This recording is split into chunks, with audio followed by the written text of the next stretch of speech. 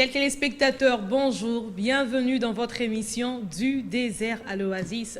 Avec vous, nous continuons dans ce grand voyage autour du thème la guérison des traumatismes. Comme vous le comprenez, c'est un thème qui nous tient vraiment à cœur puisque plusieurs personnes dans cette société vivent un traumatisme, que ce soit venu de la famille, venu de la société, venu du travail, issu des amitiés, issu des violences sexuelles, des agressions, issu d'un mépris quelconque ou même des traumatismes qui sont dits transgénérationnels puisque transmis dans les gènes. Et nous aimerons bien, et c'est cela même notre combat, notre lutte, que tous ceux qui nous suivent puissent pouvoir prendre conscience pour sortir de leur traumatisme, mais aussi aider leurs amis, leurs familles, aider vos familles, aider ceux qui vous entourent à sortir de leur traumatisme. Et donc cela est bien nécessaire pour cela de prendre conscience, d'avoir les éléments de connaissance pour pouvoir aider les autres. Je suis sur ce plateau avec l'évangéliste Léonard Kiswangi. Évangéliste, bonjour. Bonjour Madame Jemima et bonjour aussi nos téléspectateurs de partout où vous nous suivez. Et donc aujourd'hui nous parlons des conflits. Conflits parce que les conflits créent les traumatismes dans la mesure où ils sont peut-être trop prononcés ou même parfois quand nous les jugeons banals au sein de certaines personnes, selon la personnalité, les conflits créent des traumatismes et parfois les conflits peuvent aussi être issus des traumatismes que nous avons vécus, que nous avons subis. Et les conflits sont de plusieurs sortes, de plusieurs formes. Alors, je vais me tourner vers l'évangéliste. Évangéliste, comment est-ce que vous pouvez définir le conflit? Merci Madame Jemima. N'oubliez pas que nous sommes dans ces parcours de la recherche, de la transformation à l'image de Dieu, à la ressemblance de Christ. Et les conflits peuvent être définis, selon que nous voulons bien les mettre dans le cadre de cette transformation, d'une rupture d'harmonie entre des individus.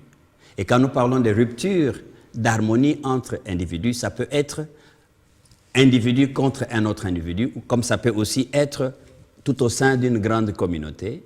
Et ici, n'oubliez pas que nous avons le foyer ou la famille comme étant le laboratoire pour nous, pour toute éventualité ou pour toute étude. Donc la famille, quand il y a rupture entre membres de la famille, due à une agression, due à une distribution non équitable des biens, cette distribution injuste ou non équitable crée la rupture d'harmonie, crée ce qu'on appelle un conflit.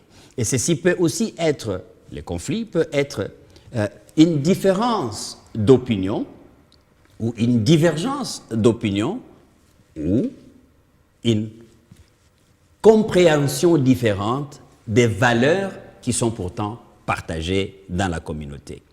Et il faut toujours rappeler ici aussi que les conflits sont inhérents à toute une vie humaine. Partout où il y a une vie, à un moment ou à un autre, il y aura des conflits. C'est-à-dire qu'il y aura des manques d'harmonie dans la communication. Et ceci peut être un indicateur d'un besoin de croissance quantitative dans la communauté. Il y a des éléments qui indiquent par les conflits qu'il y a un besoin d'aller plus loin que là où on se trouve. Mais aussi, les conflits peuvent être justement un indicateur d'une certaine maturité, une certaine personne qui s'exprime et qui est mal comprise ou qui revient, qui insiste, qui fait semblant de manifester la rupture d'une relation. Ça peut être effectivement qu'il y a un indicateur d'une croissance, d'une certaine maturité.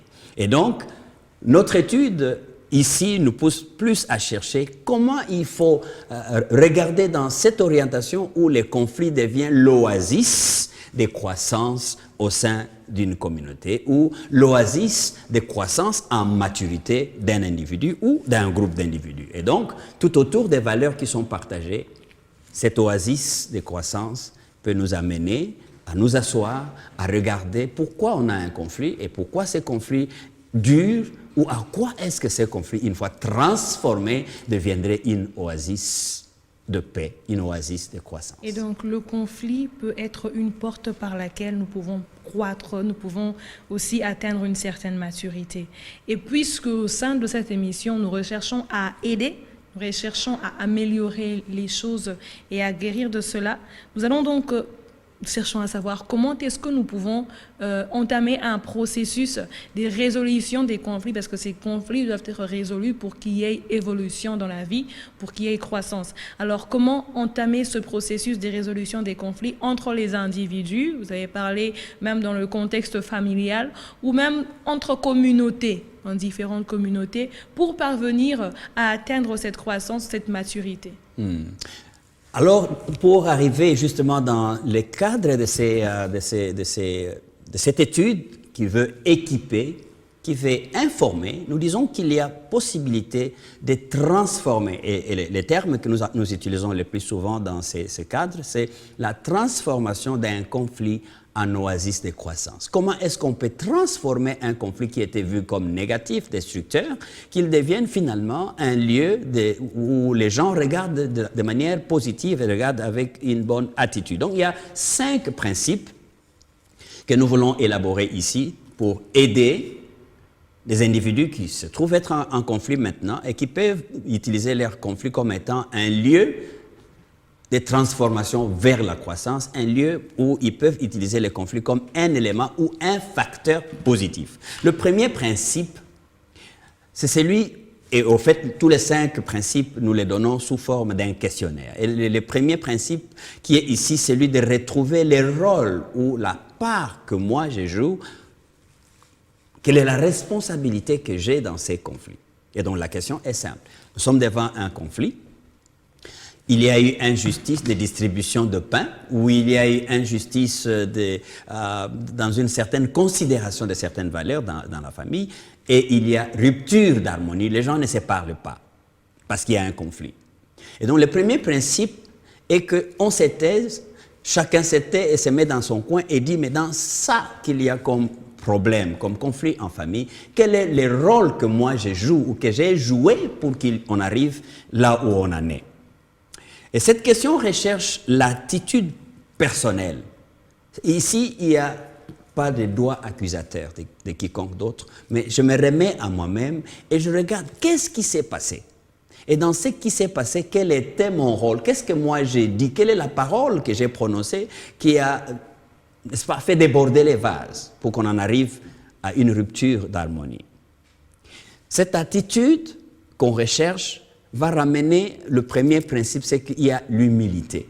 La première chose à rechercher quand on veut transformer un conflit qui est négatif à un endroit de croissance, c'est l'humilité. Et dans la recherche de cette humilité, on se trouvera personnellement en train de tirer la part qui lui revient comme responsabilité. Je vais en revenir encore sur cet élément en disant tout naturellement, et la manière naturelle ou la manière vulgaire dans tout conflit, c'est que chacun cherche d'abord à dire c'est à lui la faute, c'est lui qui a dit ceci. Mais non, ici, là, naturellement, ce que nous cherchons, c'est pas qui a raison ou qui a tort, mais qu'est-ce que moi j'ai fait pour qu'on arrive là où on est arrivé. Donc voilà, Matthieu 7, le verset 1 à 5 nous donne un exemple parfait pour ces principes-là, comment nous pouvons le mettre en application. Et ça, c'est un devoir d'humilité. Ça vraiment, le mot-clé, c'est l'humilité. Et vous savez aussi que la Bible dit l'humilité précède la gloire.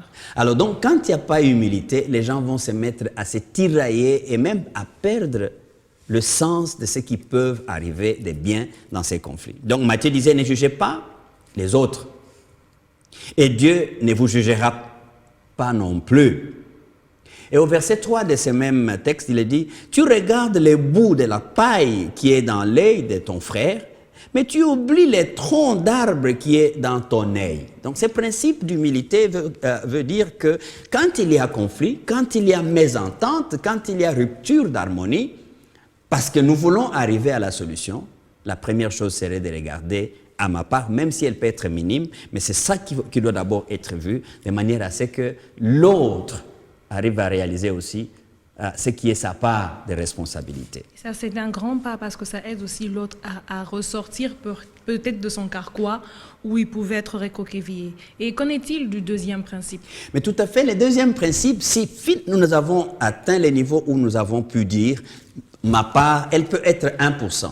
Elle peut être 2%, mais en tout cas, il n'y a personne dans un conflit qui se dirait c'est à 100% la faute à l'autre. Quand j'ai identifié ma part des fautes et que je me suis humilié, au fait, ça en amène à une situation d'accalmie et cela donne à l'autre aussi l'occasion de réaliser ce qui est sa part.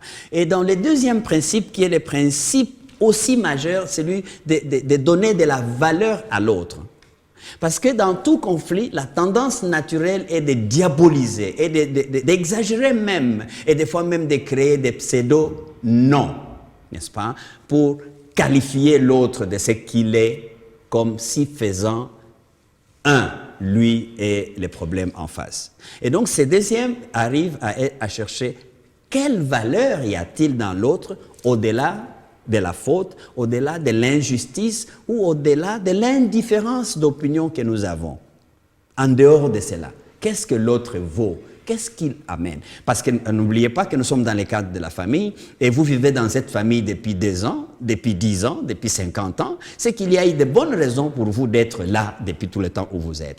Et je reviens pour dire que le conflit n'est pas toujours là pour chercher à vous diviser ou à vous séparer. Mais le conflit qui est vu comme un endroit où on apprend à aller dans la croissance numérique, comme aussi dans la croissance qualitative ou en maturité, vous amène à faire un recensement ou un inventaire pour pouvoir trouver ce qu'il y a de bon dans l'autre, ce que l'autre est avant que cet incident n'arrive. Exemple, quand vous voyez dans Jean a commis une injustice, la personne s'appelle Jean, il a distribué des pains.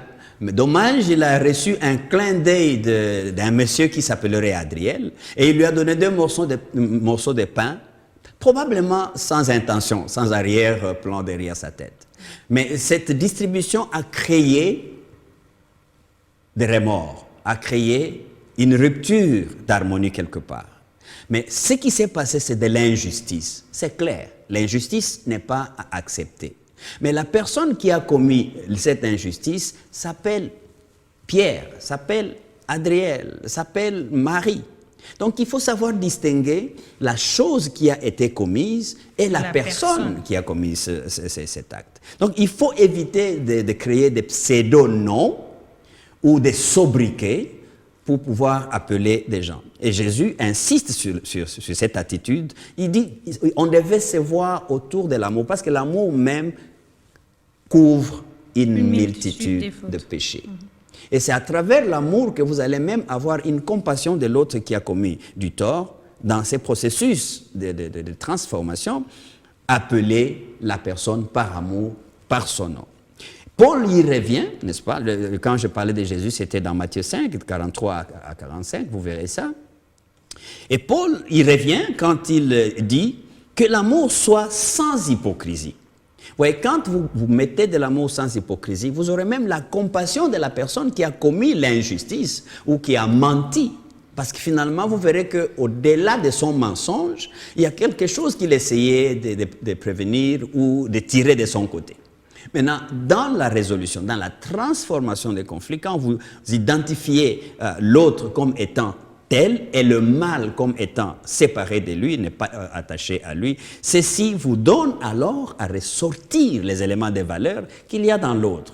Vous voyez, quand vous ressortez ces éléments de valeur, vous pouvez même voir où est-ce que vous avez eu une vie harmonieuse l'un avec l'autre, jusqu'à ce que cet élément ne vienne. Et parce que vous voyez cet élément, alors vous voulez vous arrêter pour dire est-ce que cet élément nous pousse à aller plus loin, à corriger notre façon de faire la distribution, à corriger notre façon d'accepter l'autre en tant que tel, ou cet élément arrive justement parce que c'est un élément qui serait un frein, n'est-ce pas, à la croissance des relations de bonne santé entre les uns et les autres dans la famille. Donc, l'insistance là-dessus, c'est de chercher à séparer le mal.